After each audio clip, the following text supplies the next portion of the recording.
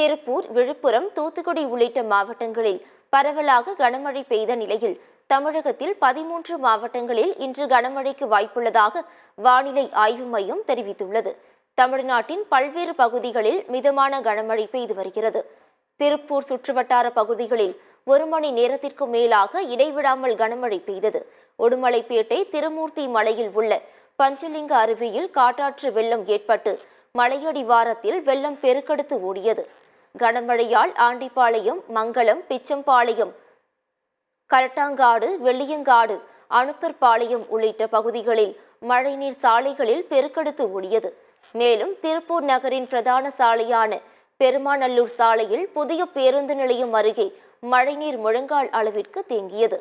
இதனால் வாகன ஓட்டிகள் மற்றும் பொதுமக்கள் அவதியடைந்தனர்.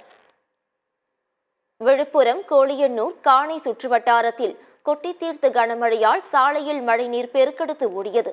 மழையுடன் குளிர்ந்த காற்றும் வீசியதால் விவசாயிகளும் பொதுமக்களும் மகிழ்ச்சி அடைந்தனர். இதேபோன்று திருவண்ணாமலை, மதுரை, கரூர், திண்டுக்கல், தூத்துக்குடி உள்ளிட்ட மாவட்டங்களிலும் பரவலாக மழை பெய்தது. இந்நிலையில் தென்னிந்திய பகுதிகளின் மேல் ஒரு வளிமண்டல கீழடுக்கு சுழற்சி நிலவுவதால் தமிழ்நாட்டில் இன்று வரும் 25ஆம் தேதி வரை மிதமான மழை பெய்யும் என்று வானிலை ஆய்வு மையம் தெரிவித்துள்ளது. மேலும் கோவை, சேலம், கிருஷ்ணகிரி, நெல்லை, தென்காசி, கன்னியாகுமரி, தேனி, திண்டுக்கல், திருப்பூர், நீலகிரி, ஈரோடு, கிருஷ்ணகிரி, நாமக்கல் ஆகிய 13 மாவட்டங்களில் இன்று கனமழை பெய்ய வாய்ப்புள்ளதாக வானிலை மையம் தெரிவித்துள்ளது. இதனிடையே கர்நாடக மாநிலம் தும்கூரில் கனமழை கொட்டி தீர்த்தது. மாவட்டம் முழுவதும் பெய்த கனமழையால் சாலைகளில் மழைநீர் பெருக்கெடுத்து ஓடியது. தாழ்வான பகுதிகளில் மழைநீர் தேங்கி வெள்ளம் போல் காட்சியளித்தது.